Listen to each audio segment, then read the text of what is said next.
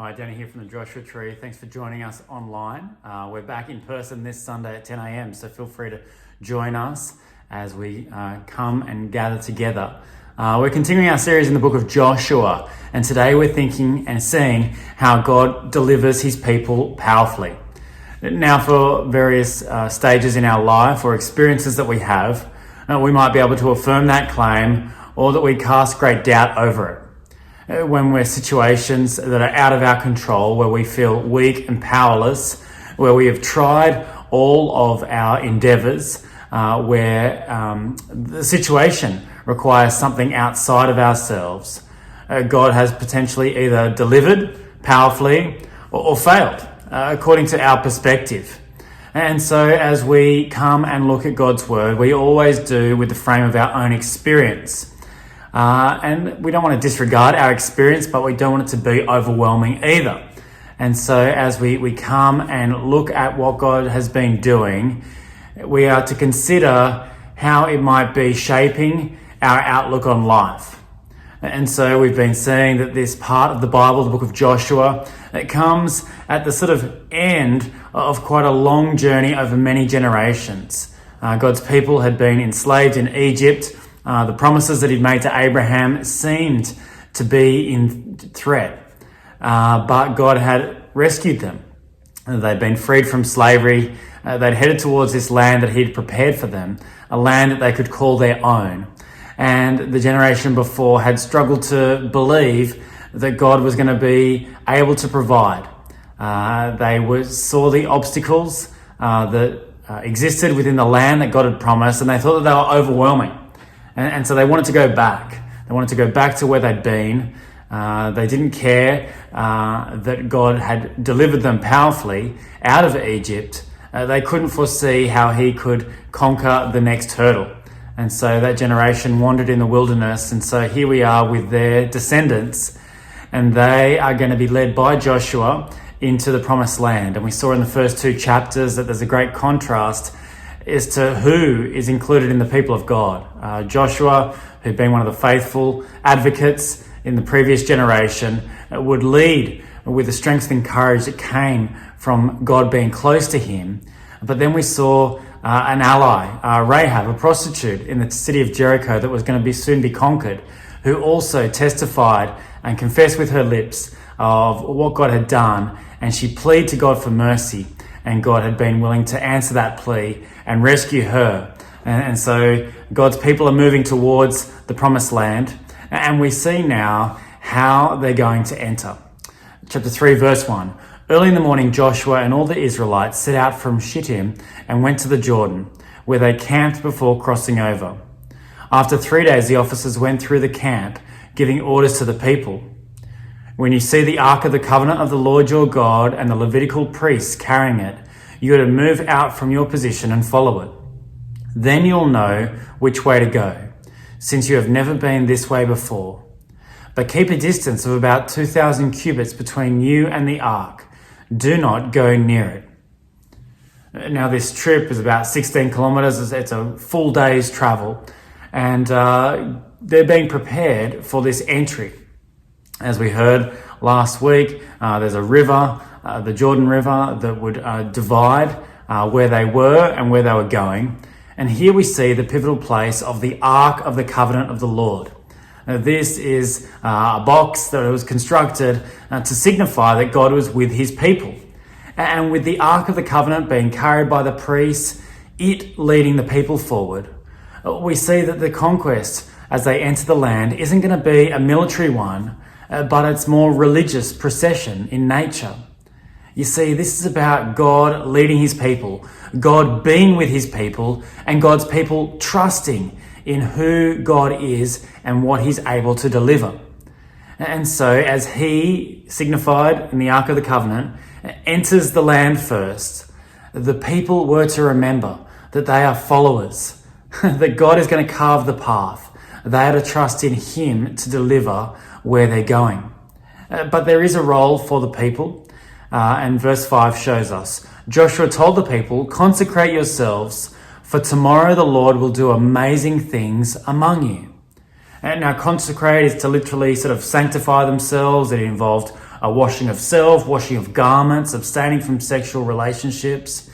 These were to be outward signs of what God is wanting to happen inwardly. A cleansing, a preparation, a dedication towards God, and a recognition that He's doing something significant.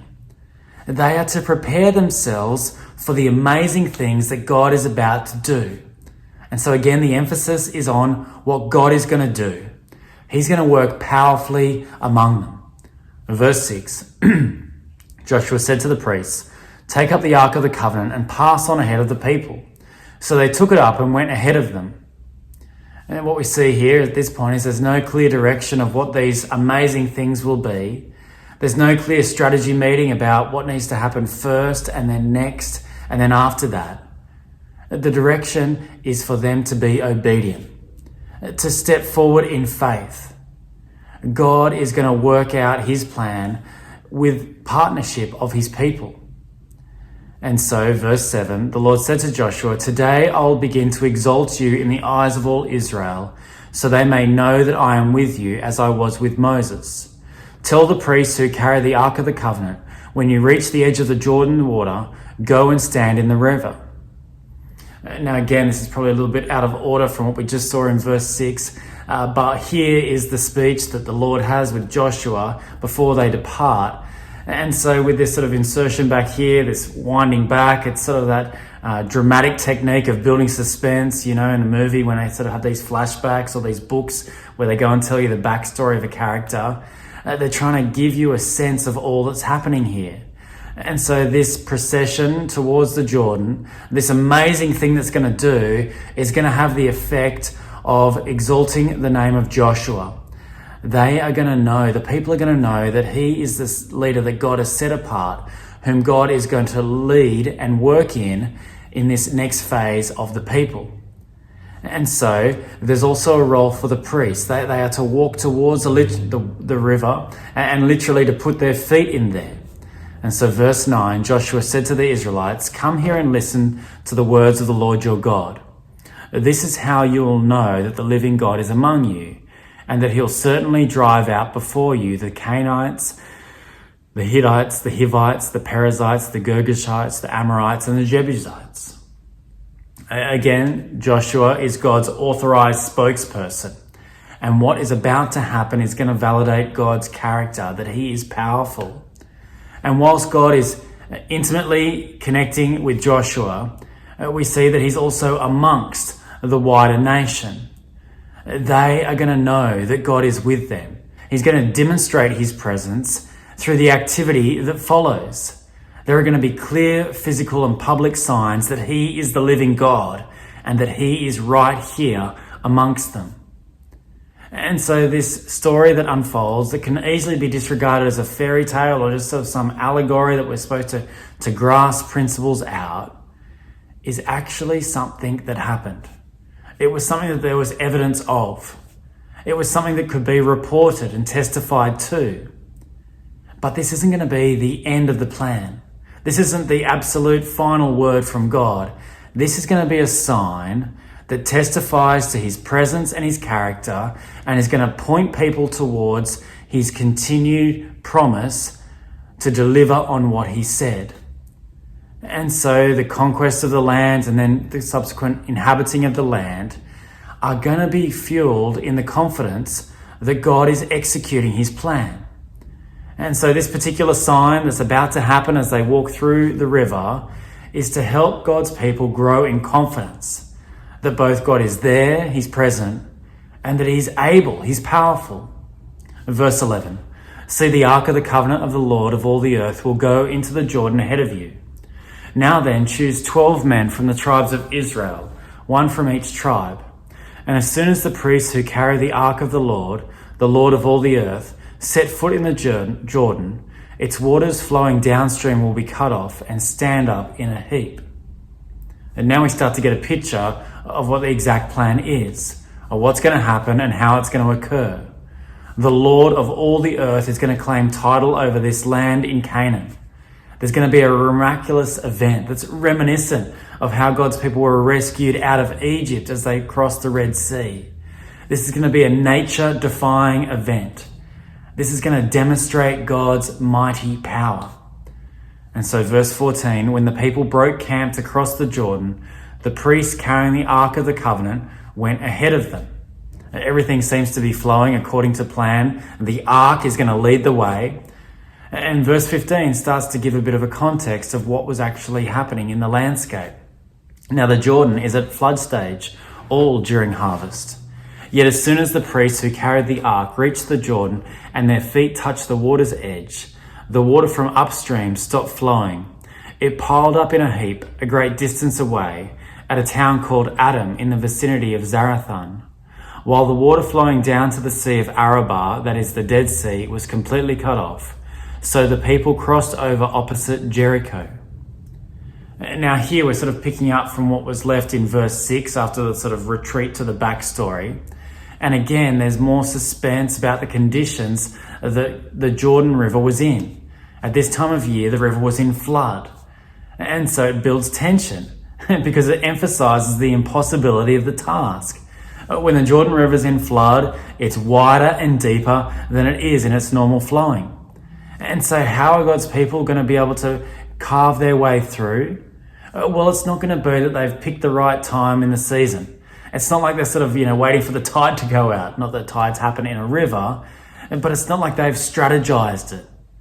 This is God working in a situation that by human standards was impossible. And so verse 17, the priests who carried the Ark of the Covenant of the Lord stopped in the middle of the Jordan and stood on dry ground, while all Israel passed by until the whole nation had completed the crossing on dry ground. We see here the contrast. The river at flood, but now it's been cleared. And so rather than being carried away, the people are able to stand firm. And it's the priests who are leading the way because they have the privileged position of holding the Ark of the Covenant. Again, it's God who's done this miracle. It's God who's showing his power. It's God who's delivering his people. Chapter 4, verse 1. When the whole nation had finished crossing the Jordan, the Lord said to Joshua, "Choose 12 men from among the people, one from each tribe, and tell them to take up 12 stones from the middle of the Jordan, from right where the priests are standing, and carry them over with you, and put them down at the place where you stay tonight." We see here that there's going to be a memorial developed. This event needs to be remembered. And God continues to direct his people through the leadership of Joshua. These stones aren't arbitrary. They're going to be taken from the middle of the riverbed. This memorial is going to continue to testify to generations to come that God delivered his people powerfully. Verse 4, so Joshua called together the 12 men he had appointed from the Israelites, one from each tribe, and said to them, "Go over before the ark of the Lord your God into the middle of the Jordan. Each of you is to take up a stone on his shoulder according to the number of the tribes of the Israelites, to serve as a sign among you. In the future, when your children ask you, 'What do these stones mean?' tell them that the flow of the Jordan was cut off before the Ark of the Covenant of the Lord. When it crossed the Jordan, the waters of the Jordan were cut off. These stones are to be a memorial to the people of Israel forever." Again, this memorial is to be an ongoing catalyst to share the story of what God has done, the story that God delivers powerfully. And it's a reminder so that the people don't forget that God is capable. He's capable of dealing with the impossible. He's committed to realizing his plan. And so this is an important precedent, that to deal with faith in the present, they are to look back on acts in the past. And so this memorial would be an active part of the people's identity. It will be something that was a catalyst for sharing stories and for exalting the name of God. Verse 8, so the Israelites did as Joshua commanded them. They took the 12 stones from the middle of the Jordan, according to the number of the tribes of the Israelites, as the Lord had told Joshua. And they carried them over with them to their camp, where they put them down. Joshua set up the 12 stones that had been in the middle of the Jordan at the spot where the priests who carried the Ark of the Covenant had stood, and they are there to this day. Now, this is one of these bits in Joshua in verse 9 that sort of is a little bit open to debate about what's actually going on. It seems in verse 9 that there's a second memorial built, that Joshua himself takes stones, and not just the stones taken from the 12 tribe representatives and put at the place that they reside that evening, but Joshua seems to take some stones and place them in the middle of the dry riverbed to testify to the exact location of where this miracle seems to take place. And now there's debate about whether it's just sort of a literary device to emphasize a memorial, but I guess whatever reality there is, whether there's two memorials, one in the riverbank and one where they descend, or whether there's just one, is that God wanted this event to be remembered. Verse 10, now the priests who carried the ark remained standing in the middle of the Jordan until everything the Lord had commanded Joshua was done by the people, just as Moses had directed Joshua.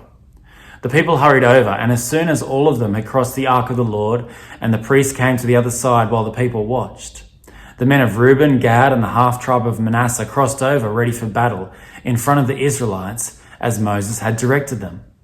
About 40,000 armed for battle crossed over before the Lord to the plains of Jericho for war. And now here in this description of God's people actually moving, the emphasis is continually on the fact that they crossed over, that they made it, that God had delivered on what he'd promised. He delivered them powerfully.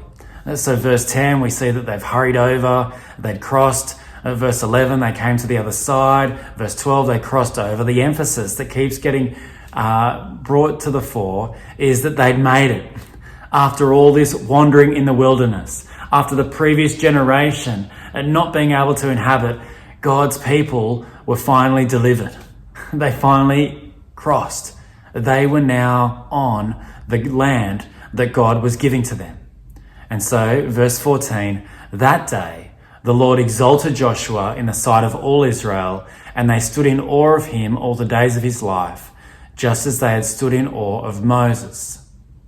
This crossing is the high point of Joshua's ministry. It's to emphasize all that God had done in him and through him. And now God was going to use Joshua as they were to conquer and inhabit the land that he was giving them. And so Joshua is worthy of all the respect that the people had given Moses. There's a carryover, there's a legacy that Joshua is the acclaimed set-apart leader from God for his people. And so whereas Moses had the role of leading his people from slavery, Joshua would have the privilege of leading his people into rest. And so verse 15, then the Lord said to Joshua, command the priests carrying the ark of the covenant of the Lord to come up out of the Jordan. So Joshua commanded the priests, come up out of the Jordan. And the priests came up out of the river, carrying the ark of the covenant of the Lord. No sooner had they set their foot on the dry ground than the waters of the Jordan returned to their place and ran at flood stage as before. Again, the emphasis is here on the order of things. The Lord told Joshua, Joshua told the people obeyed. This is how God was going to be leading his people. When there was an order, when there was a faith and an obligation, and a compliance with the order that he'd established. And so we see that with the river returning to normal, that this wasn't just some freak coincidence. This wasn't just some seasonal abnormality that the God's people had taken advantage of. This was a powerful, miraculous, and intentional work of God. And now for many of us in our day, we just don't believe in miracles. We don't believe in the divine. We don't believe in things that aren't repeatable, observable, and measurable. But if there is a God who's built this world, who's created this world, then he has to be outside of some of the physical metrics that we understand to be real. And I guess there's often those situations in our life where we see ourselves in a total mess, where the situations before us are completely impossible, that actually there's something in our heart that deeply desires for there to be a God who can do miraculous things. This was an event that was to be remembered as God powerfully showing his might as he delivered on his promise. And so, verse 19, on the 10th day of the month, the people went up from the Jordan and camped at Gilgal on the eastern border of the Jericho. And Joshua set up at Gilgal the 12 stones they'd taken out of the Jordan. He said to the Israelites, "In the future, when your descendants ask their parents, 'Oh, what do these stones mean?' tell them, 'Israel crossed the Jordan on dry ground. For the Lord your God dried up the Jordan before you until you had crossed over. The Lord your God did to the Jordan what he had done to the Red Sea when he dried it up before us until we had crossed over.'" Verse 24, "He did this so that all the people of the earth might know that the hand of the Lord is powerful, and so that you might always fear the Lord your God." This event that happened so long ago, it was a key revelation of God to the earth, to all people, a revelation of his power. And the purpose of revealing his power was that people would revere him, fear him, worship him, recognize God as God. And so the memorials are set up so that future generations can participate in knowing who God is and relating to him rightly. This is to be an event for the people of Israel that forged their collective identity. That was the confidence that they had of why they could enter and obtain this rest. And so this Jordan River became a significant location in all that God was doing. We see multiple figures engage and sort of transition through it at various times in the Old Testament. But the most notable was the baptism of Jesus himself. In Luke chapter 3, we read the account of the beginning of Jesus' public ministry. Verse 21, "When all the people were being baptized, Jesus was baptized too. And as he was praying, heaven was opened and the Holy Spirit descended on him in bodily form like a dove. And a voice came from heaven, 'You are my Son whom I love. With you I am well pleased.'" The legacy of what God had been doing in crossing his people over the Jordan River continues in the baptism of Jesus in the Jordan. Now, he doesn't sort of carve his way through it. He goes in beneath and then comes out above. And in that procession of being physically washed in the water, we see that the heavens open and the Spirit comes and dwells in Jesus himself. And so this would be the catalyst for being baptized in the Spirit, this transition, this changeover from living according to the flesh to being able to live according to the Spirit. And we see in Jesus' baptism this divine affirmation that he is uniquely the Son of God, the one who is going to be the pinnacle of God's plan in bringing rest, not just for the Israelite nation, but for all who come to the Lord Jesus in faith. And so Jesus' baptism is a key moment that establishes his public ministry, a ministry where he would go on and be exalted. And not through a victorious conquest like we see unfold for Joshua in his taking of the land, but for ultimately an exaltation on a wooden cross through the means of a humiliating death. And it's a death that would be the catalyst where God would show how he can most powerfully deliver in the most hopeless of situations. You see, it's when Jesus, having been killed, is then powerfully delivered to life, that we see the hope and the anchor that people everywhere can place their trust and faith in. This is the new hope, the offer of an eternal inheritance and a true rest, when people come to Jesus in faith and trust that God, who delivered him powerfully from death to resurrected life, can do that for our mortal souls too. And so this is the hope that the Christian message has. We heard about something of that hope and what it looks like to continue to walk in faith of that promise in the book of Hebrews earlier in this year. And in Hebrews chapter 4, we hear of Joshua's example being rekindled. Chapter 4, verse 8, "For if Joshua had given them rest, God would not have spoken later about another day. There remains then a Sabbath rest for the people of God. For anyone who enters God's rest also rest from their works, just as God did from his. Let us therefore make every effort to enter that rest, so that no one will perish by following their example of disobedience. Again, this is the mindset that us today should have as we engage with the book of Joshua. Joshua went on to conquer the land, and God's people were able to inhabit that for a time.